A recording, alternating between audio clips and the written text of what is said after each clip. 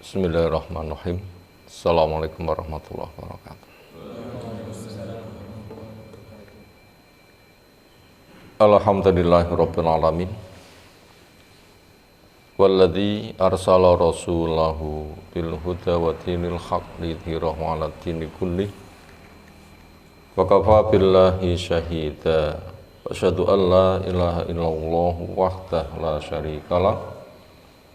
Wa asyhadu anna Muhammadan abduhu wa rasuluh. Allahumma shalli ala Muhammad wa ala alihi wa ashabihi wa man tabi'ahum bi ihsanin ila yaumiddin. Ya ayyuhalladzina amanu taqullaha haqqa tuqatih wa la tamutunna illa wa antum muslimun wa ba'du. Fa inna asdaqal hadisi kitabullah wa khairal hadyi hadi Muhammadin sallallahu alaihi wasallam. Syarrul umuri muhdatsatuha fa inna kulla muhdatsatin bid'ah wa kulla bid'atin dhalalah wa kulla dhalalatin finnar. Ayolah ikhwah akraman subhanahu wa ta'ala, setengah jam ke depan insyaallah kita gunakan waktu untuk mengkaji Jami'us Sahih Bukhari oleh Al-Imam Abu Abdullah Muhammad Ibn Ismail Ibn Ibrahim Ibn Mughirah Ibn Tardisbal Bukhari Al-Ju'fi rahimahullah ta'ala. Semalaman kita telah istirahat, semoga pagi sudah ceria. Ceria apa cek ngantuk? Ngantuk apa sebabnya? Mungkin nanti yang gak tunggu tadi. Siapa nanti belum tunggu? Ayo, ngacung. Siapa tadi belum wudu? Ngacung. Siapa tadi belum sholat? Ngacung. Gak enak. Janji Nabi akan nasiton, ceria, cerah, tangkas. Gak oleh ngelentuk. Gak oleh ngantuan. Kalau sampai ngantuk kenapa? Mungkin kurang sehat, atau kurang syukur, atau kurang menyadari besarannya nikmat. Yang berpotensi sering terjadi bila istirahat sudah cukup tapi kok masih kurang semangat, itu kurang menyadari besarnya nikmat.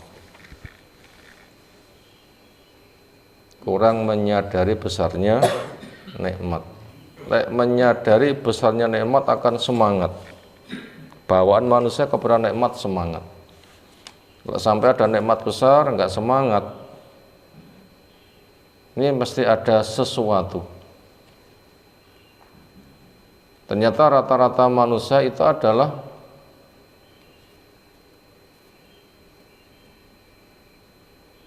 sebagaimana Allah menjelaskan dan ayat telah kita kaji, innal insana khuliqa halu'a. Tanya sambat selaku ngantuk aku.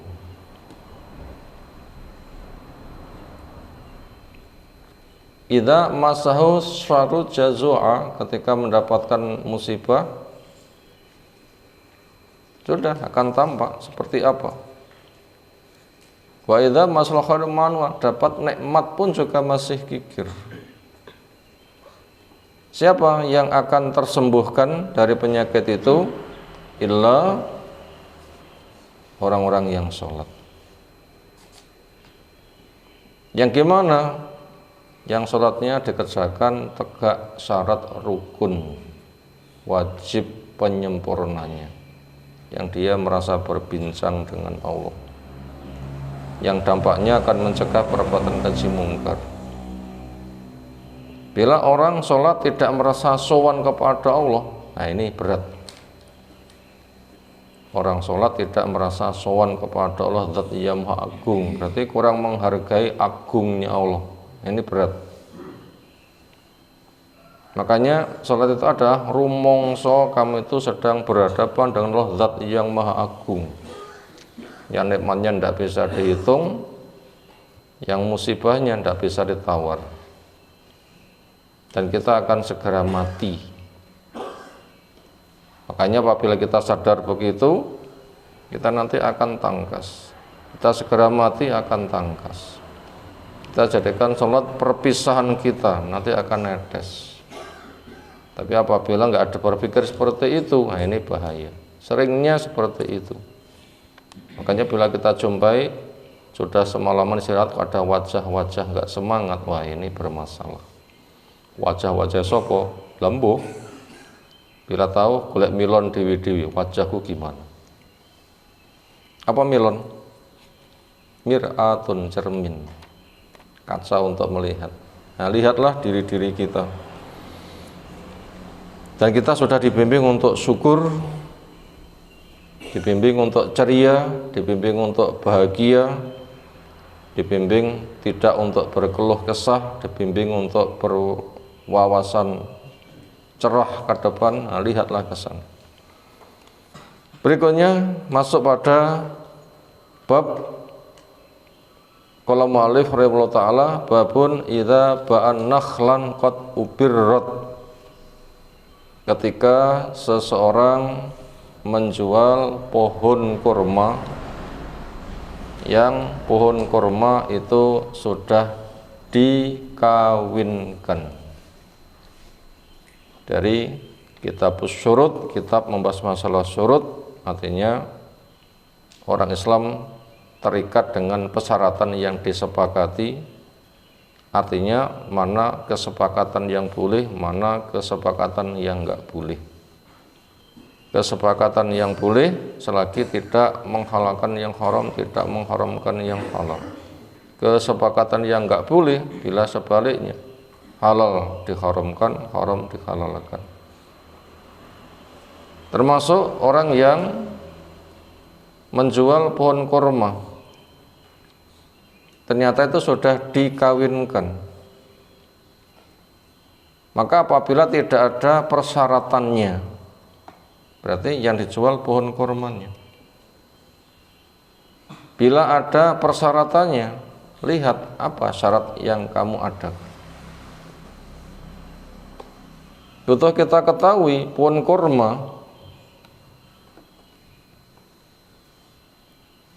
di dalam maksimalisasi manusia diberi kesempatan untuk berkarya, maka maksimalnya hasil orang menanam kurma itu apabila dikawinkan.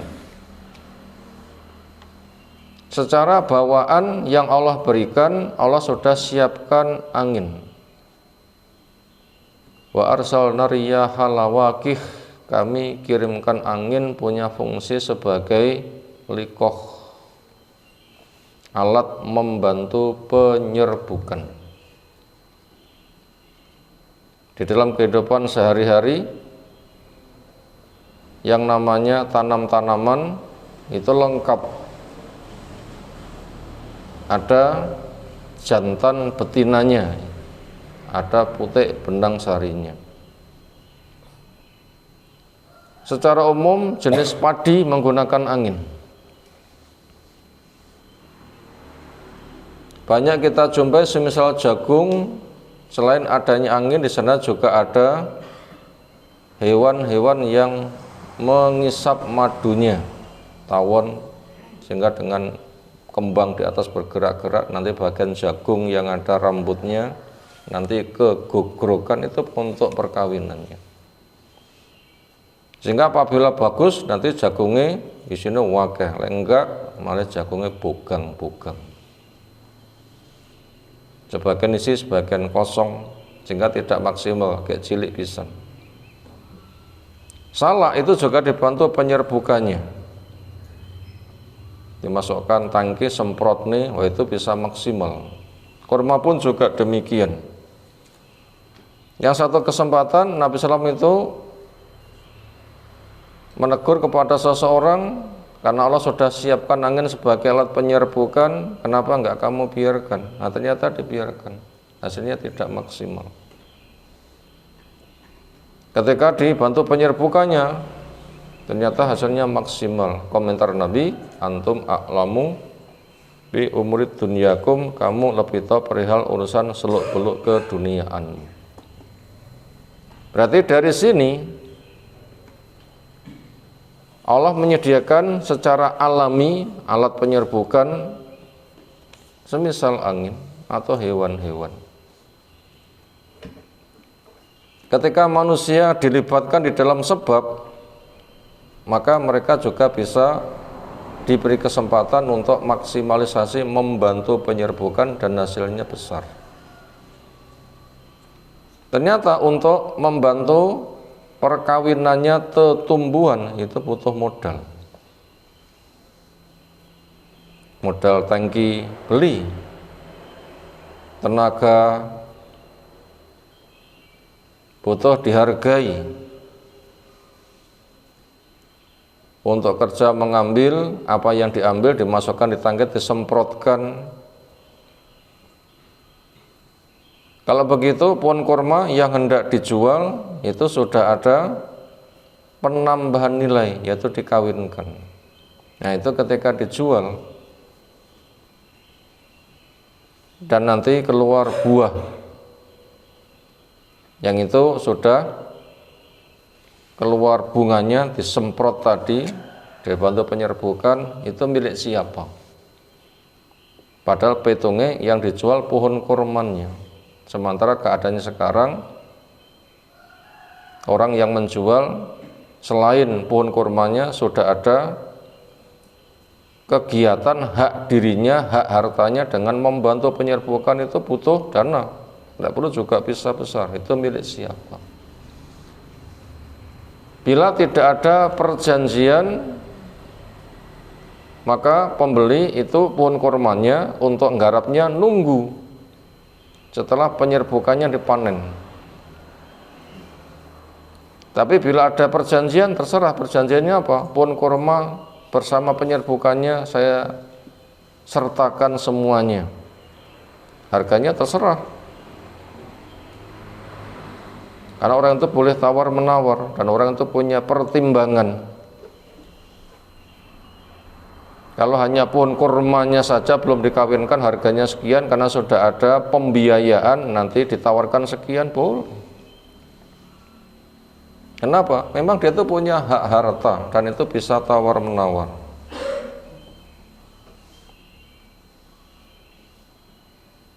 Itu berkaitan dengan adanya perjanjian. Bila perjanjiannya pohon kurma bersama hasil penyerbukannya, ya itu nanti yang dibeli, atau itu hanya pohon kurmanya saja penyerbukannya nggak masuk pada perjanjian, nah itu nanti milik si penjual. Sehingga pembeli yang sudah membeli nanti nggarapnya, memanennya masih nanti. Makanya ketika penjual karena memiliki hak calon panennya karena sudah diserbukan tadi, maka si pembeli mengizinkan kepada si penjual untuk masuk ke lahannya, karena orang tadi butuh nggarap bunga-bunga yang sudah dikawinkan. Mungkin butuh supaya subur, butuh untuk disirami, butuh untuk diwatun, untuk dijaga dari kesehatannya. Itu supaya diizinkan masuk. Berarti pembeli memiliki hak kebun itu, tetapi nggarapnya nanti, tapi dia punya hak lain dengan kebun itu. Jadi hak pembeli adalah kebun itu bersama pohonnya, hak penjual karena dibantu penyerbukannya nggak masuk kepada yang dijual, maka dia masih punya hak di kebun itu untuk keluar masuk kebun itu. Maka harus terjadi perizinan. Kenapa? Itu namanya terikat dengan persyaratan. Judulnya ketika seseorang menjual pohon kurma dan itu sudah dikawinkan, bagaimana? Nah, kita masuk pada pembacaan hadisnya. Silahkan baca.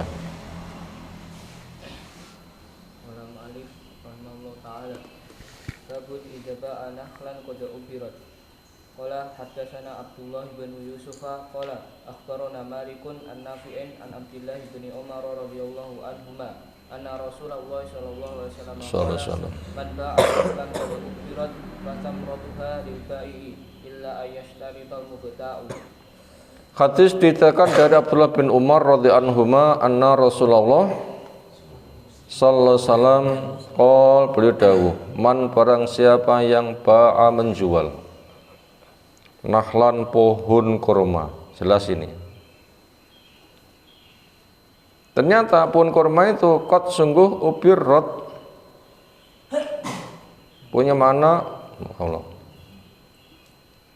Lukihat telah dibantu penyerbukannya. Jadi kondisinya itu dua. Pertama pohon, yang kedua sudah ada pemberdayaan. Pohon ada harganya, pemberdayaan ada harganya. Sekarang yang dibahas pohon kurma yang sudah diberdayakan, dibantu penyerbukan, berarti sudah musim bunga. Itu dijual. Fa samaratuha maka buahnya lil baik milik penjual. Buahnya milik penjual, pohonnya milik pembeli. Tapi nggarapnya nanti. Tapi dia punya hak kebun itu. Dan seringnya kebun itu berpagar keliling sehingga orang keluar masuk itu lewat pintu bahkan berkunci. Nah, itu yang memiliki hak kunci si pembeli. Kenapa? Pohonnya sudah dijual. Berarti dia memanfaatkan pohonnya tapi bukan buahnya. Memanfaatkan lahan itu mungkin untuk nyimpan barang atau mungkin apanya, itu memang pembeli punya hak. Cuma penjual masih punya hak. Kenapa? Karena sudah dibantu penyerbukannya. Kata Nabi SAW, hasil penyerbukannya itu milik penjual. Kenapa? Karena yang dijual itu pohonnya, enggak bersama hasil penyerbukannya. Maka dijelaskan fasamratu lil ba'i, makanya buahnya milik si penjual. Orang punya pitung tanah, maka ketika yang dipitung tanah, maka tanam-tanaman di atasnya itu ya milik si penjual. Apabila si penjual mengambil apa yang ada di atas tanah karena pitungnya itu adalah tanah, maka yang ada di atas tanah itu milik penjual. Illa kecuali ayyastarito menyaratkan al-muqta, orang yang membeli. Bila sudah disepakati tanah bersama apa yang ada di atasnya, ya sudah itu hasil persyaratannya. Tapi bila tidak, maka hak pembeli itu adalah tanahnya saja. Maka barang di atasnya nanti bisa diambil oleh yang menjual. Ini ketetapan yang telah dijelaskan. Siapa menjual pohon kurma yang sudah dibantu penyerbukannya, maka hasil penyerbukannya milik penjual. Pembelinya belum punya hak. Haknya masih nanti setelah panen. Tapi apabila menginginkan pohon bersama buahnya yang sudah dibantu penyerbukannya, ya bikin saja persyaratan. Selagi tidak ada persyaratan, dia punya hak pohonnya saja. Hasil penyerbukannya milik penjual bila ada persyaratan sesuai dengan persyaratannya. Kasus lain, orang menjual budak.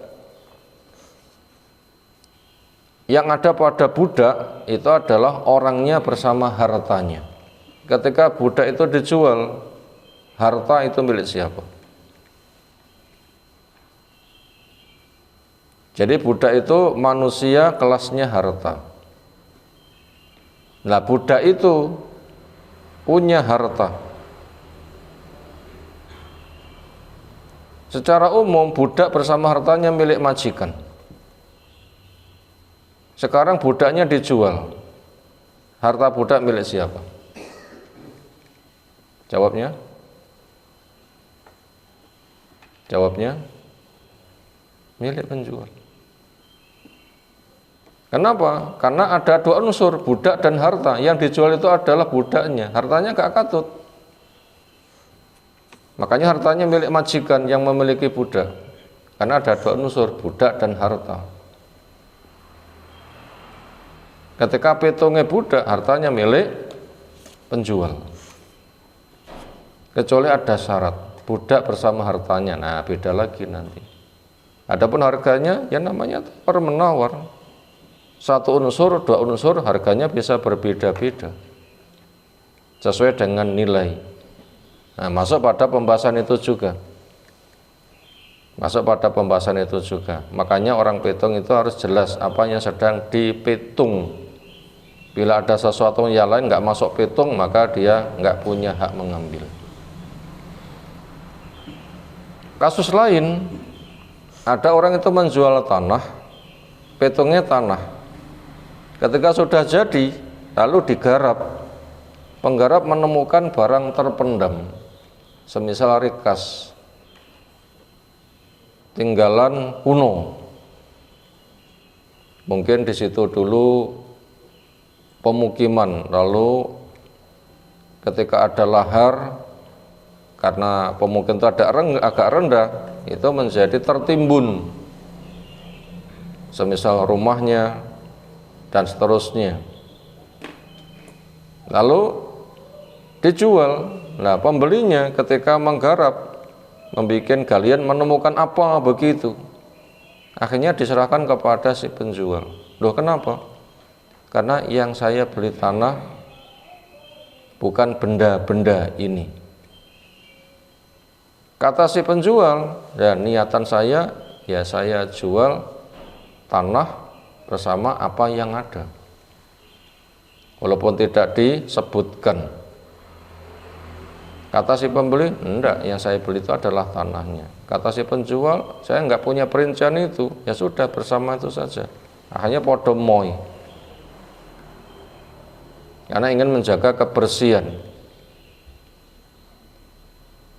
sehingga tidak ada harta yang syak, meragukan. Pemikiran si pembeli, ya tanah. Pemikiran si penjual, saya enggak mikir itu ada apa enggak, aku kurang mikir, makanya saya juga enggak menyaratkan. Jika kembali kepada yang pokok, petungnya tanah bukan benda yang terpendam, tapi itu sesuatu yang lain. Akhirnya begitu. Akhirnya apa kesepakatan mereka? Ya sudahlah, daripada terjadi masalah, yang satu gak gelem nompo, yang satu juga merasa enggak memiliki. Akhirnya masing-masing dari mereka punya anak, sitok anaknya lanang, sitok anaknya itu. Andaikan dirapiin gimana harta itu untuk modal mereka, ya wis ngono gak apa-apa. Kemuka ngono ki anaknya aku ngono iki. Langsung untuk modal. Barang temuan setelah diambil zakatnya 5%, itu nanti milik yang menemukan. Itu barang terpendam peninggalan kuno, itu zakatnya sekaligus begitu mendapatkan keluar zakat, dan tidak ada nisabnya berapa jumlah minimal, pokoknya itu barang kuno terpendam ditemukan, itu dianggap berharga, itu tidak ada berapa jumlah minimal, dan zakatnya segera, jumlahnya adalah 5%. Maknanya seperti itu. Selebihnya silahkan dimanfaatkan. Tapi apabila itu bentuknya barang kuno itu adalah emas atau perak, berarti nanti ketika dimiliki setahun, berarti ke depan itu ada zakat emas, bukan zakat barang terpendam, tapi zakat emas. Kenapa? Karena yang terpendam itu emas atau perak. Kalau yang lain-lain nanti nggak masuk. Tapi kalau yang dikategorikan emas atau perak, ya nanti tetap ada zakat dikelompokkan emas atau perak. Itu ada kisah seperti itu. Jadi orang petung itu harus jelas yang dipetung itu apa. Beliau ada benda-benda yang numpang yang tidak masuk kepada pembahasan di luar dari petung, itu milik si penjual. Ketetapannya seperti itu.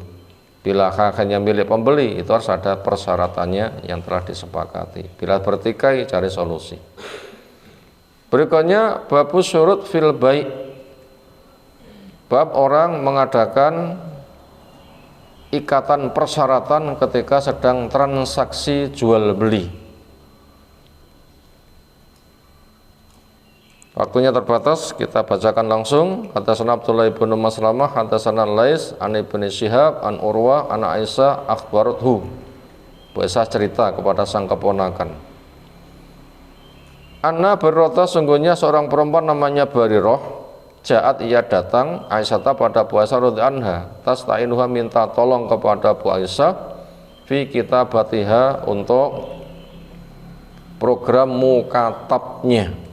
Mukatab itu budak milik majikan pengen merdeka dengan menebus.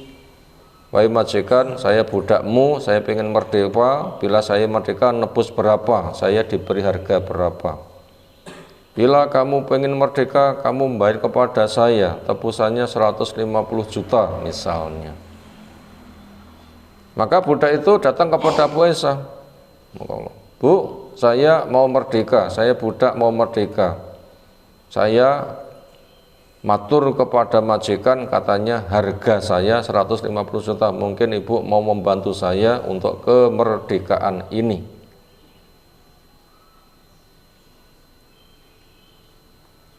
Walam takun qadat min kitabatiha syai'a, qalatlah Aisyah. Ketika belum tuntas dari transaksi ingin merdekanya dia, walam takun dan belum qadot ia tunaikan min kitabatiha, program mukatabahnya, petungnya belum selesai.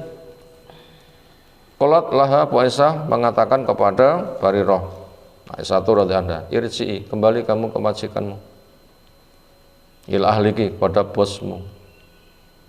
Fa in ahabu an aqdiya angki, bila mereka suka untuk ku lunasi tentang kamu, kita bataki akan mukatabmu, programmu merdeka, kamu ingin saya lunasi. Wa yakunu walauki li, nanti walakmu bila kamu nanti mati, harta yang kamu miliki untuk milik saya. Bila memang mau, faltu akan saya kerjakan untuk membebaskan kamu.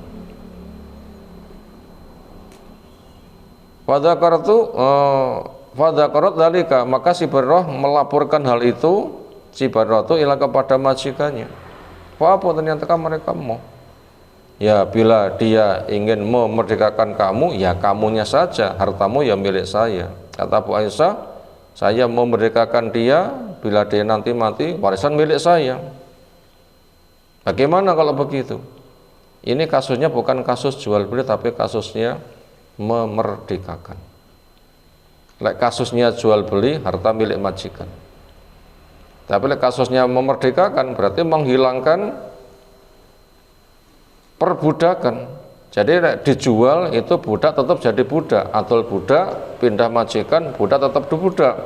Tapi kalau dimerdekakan, lepas satu pindah kepada satunya, itu tidak ada perbudakan, maka beda. Kalau dijual harta milik majikan, bila dimerdekakan, nah itu harta milik yang memerdekakan. Kenapa? Karena dia bebas dari perbudakan. Itu beda transaksinya antara jual beli dan memerdekakan. Jadi kalau budak diperjualbelikan, harta milik siapa? Majikan. Kalau budak itu dimerdekakan, harta budak milik siapa? Yang memerdekakan. Kasusnya berbeda. Akhirnya ini menjadi tarik ulur. Kata Bu Aisyah, saya memerdekakan, ya nanti bila mati warisannya milik saya. Kata si majikan sang penjual, ya milik saya. Nah, terjadi rebutan. Disinilah terjadi kesepakatan persyaratan. Waqalu, mereka mengatakan, insad, jika orang yang akan memerdekakan kamu mau, antah tasiba, mengharapkan pahala, alaiki, atas kamu dibantu kemerdekaannya, memang cari pahala, fal taf'al, silahkan ia lakukan untuk memerdekakan, tapi nanti hartamu bila kamu mati milik saya. Wa yakunu lana walauki, walakmu, harta peninggalanmu bila kamu nanti mati milik saya. Fadzakarat dzalika Rasulullah, maka Bu Aisyah menceritakan hal itu kepada Rasul sallallahu alaihi wasallam. Wa qala laha, maka Rasulullah mengatakan, ibta'i, punya makna fa'tiki, merdekakan dia. Fa innakal wala liman a'taqa, wala itu milik yang memerdekakan. Pelajarannya apa? Pertama, kita memahami makna budak, manusia yang kelasnya harta. Yang kedua, apa sebab perbudakan? Kalau gaya jahiliyah, karena yang kuat menguasai yang lemah. Gaya mubah, ada pasar orang beli. Kalau gaya Islam, mungkin akibat dari peperangan wong kafir kalah diputuskan sebagai budak. Gaya Islam, bila memang orang itu punya budak, diwaris, diberikan, dihadiahkan, boleh. Itu tadi pertama pembahasan masalah budak.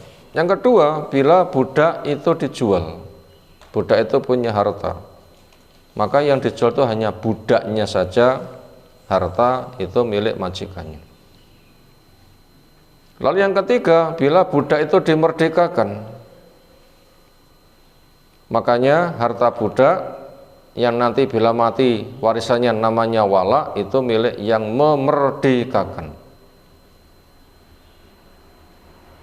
Lalu pertanyaan yang keempat, bila terjadi sengketa, makanya dibawa kepada pengadilan.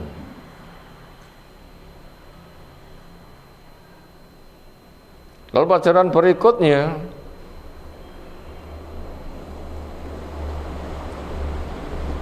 bila terjadi tarik ulur yang tidak selesai, kembali kepada kenormalan pemikiran.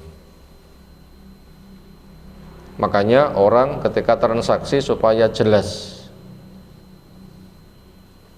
sehingga dari situlah nanti bila ada sesuatu yang lain dibikin persyaratan dengan syarat tidak menghalalkan yang haram dan tidak mengharamkan yang halal.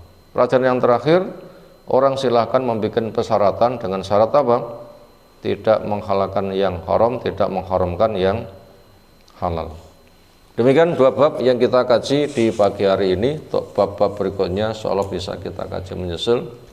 Ada jadwal lain yang untuk segera disiapkan. Walhamdulillahirabbil alamin. Subhanakallahumma bihamdika asyhadu an la ilaha illa anta astaghfiruka wa atubu ilaik. Assalamualaikum warahmatullahi wabarakatuh.